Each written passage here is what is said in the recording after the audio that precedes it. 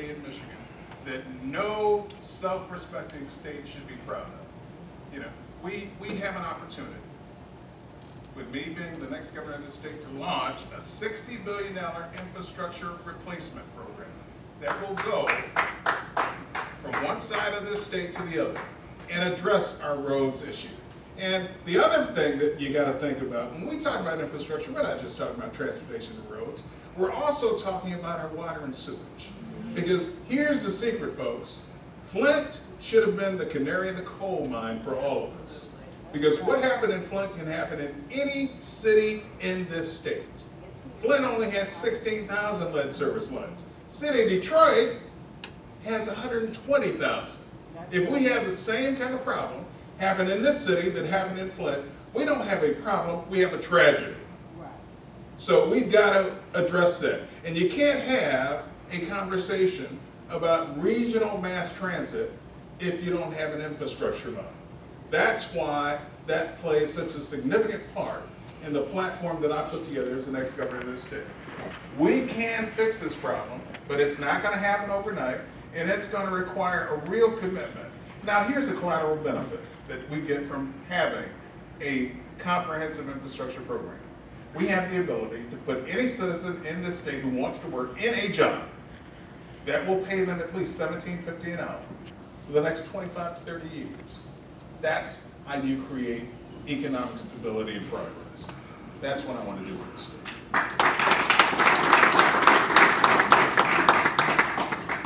Thanks. Our next question is from Rhonda Edwards. Rhonda, where are you at? Over here.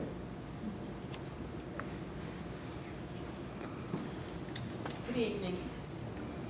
As governor, what steps will you take to help Michigan seniors hire with dignity? I know you touched on it somewhat, but we'll take some more.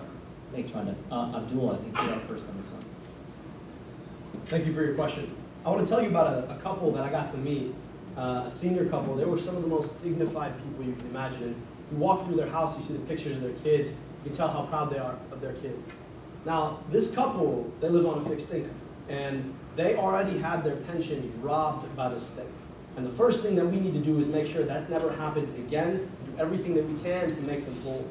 Number two, though, I want to tell you how much they were paying for their prescription drugs. 40% of their income every single month, just on the medications that they need to stay alive. In this state right now, we have a public health crisis as it relates to people being able to afford their prescription drugs. Why? Because while we have Medicare for our seniors, the problem is that the pharmaceutical industry, right, the ways that they've corrupted all of our policymakers, is that they can't actually negotiate the price of those drugs.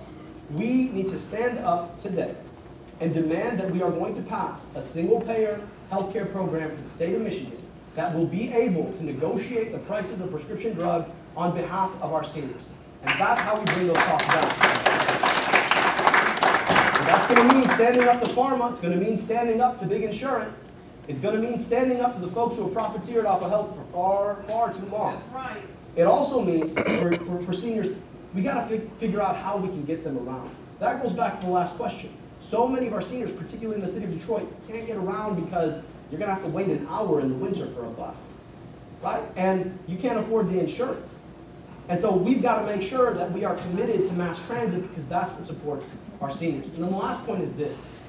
36% of all houses that are owned in the city of Detroit get foreclosed upon every single year. The vast majority of those are seniors. There are people who have paid their mortgage, but they're overassessed about 50% the rate. So we as a state have to stand up and empower a housing policy that is going to keep seniors in their homes. And I'll say, if you go, please go to our website, abdulformichigan.com/housing to check out how exactly we're going to do that. Thank you for your question.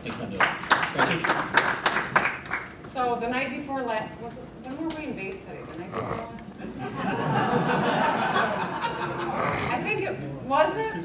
It was 2 nights ago. Okay. You got a long way. We've been spending a lot of time together, and we've been traveling the state. But when I was in Bay City the other night, I'll tell you that a man came up to me and he thanked me for the work that I did on Medicaid expansion. You know, I was the Senate Democratic leader during the first 4 years of Snyder's administration. I fought him tooth and nail on a lot of things. Everything from their attacks on collective bargaining to his budget that I talked about, that, you know, a budget is a statement of values. It's not a line, you know, line items on a balance sheet. It's a statement of your values. In his first budget, you know, he taxed pensions to pay for a business tax break. And I fought him on that. But every once in a while, he actually embraced something that I agreed with. And he embraced the Affordable Care Act, Obamacare. Yes, it's the same. We in this room know that, despite the fact that the rest of the world can't quite admit that. But he did embrace that. And I knew that there was no way on earth, despite his party controlling everything, that they were going to be able to get it passed without me. And so I rolled up my sleeves and I negotiated Medicaid expansion with Snyder, and I whipped the votes and got it to his desk, and he signed into law. 680,000 Michiganders now have health care coverage because of that. But this man in Bay City thanked me because he said it was the Medicaid expansion was what helped his mom, his 94-year-old mom, get by and live a little longer than she would have otherwise. And he was so grateful, and he had tears in his eyes when he was thanking me. And I think about that and the pension tax and the cost of prescription drugs, and I know when we solve those, which I'm committed to, and I know how to do it, we will elevate lives for others. Thank you. How many retirees in the room? Raise your hand. So, retirement with dignity. That's what we all want, right? When Rick Snyder made the decision that he was going to tax the retirement income of pensioners, the impact for most people was they lost more than 5% of their spendable income. More than 5% of their disposable income. So I'm going to fix that, and I'm going to repeal the tax on pensioners. Because that's not where we should get. You know, I want to have a constitutional convention in this state that allows us to change our tax formula. The tax formula that we have today says that whether you make $20,000 or $1 million, everybody pays 4.25%. That's wrong. I want to go to the same kind of tax formula that we use at the federal level, where your taxes are based on your income. And the people who can afford to pay more pay their fair share. Now, if you have a household income today of less than $150,000, the tax policy I'm talking about isn't going to touch you or harm you one bit. But if you make more than that, you can expect to be asked to pay more. Now, the tax policy that I'm going to implement will have a top tax rate on it of 10%. However, for me to come to you and say that you need to pay 10%, you'd have to have a household income greater than $500,000. Who in this room has that problem? If you do, raise your hand, because people need to line up for their loans when it's due. We can do better.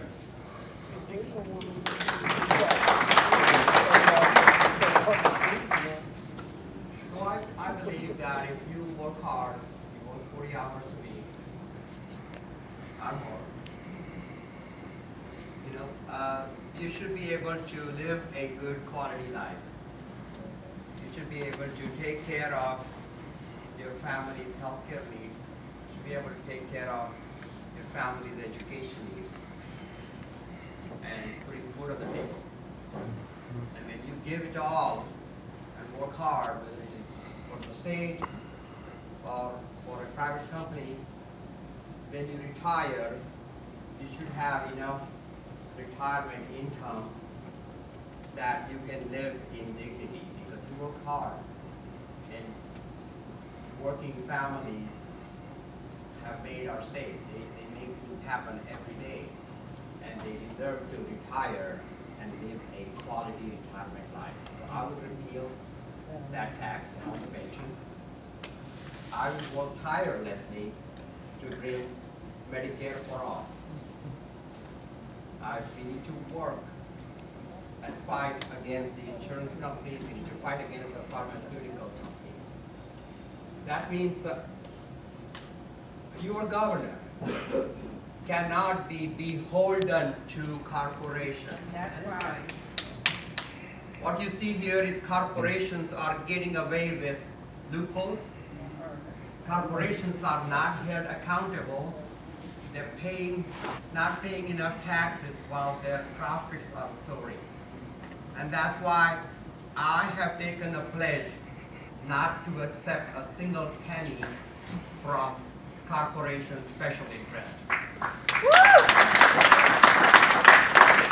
And if you are beholden to the insurance companies, you cannot bring single-payer health care in Michigan.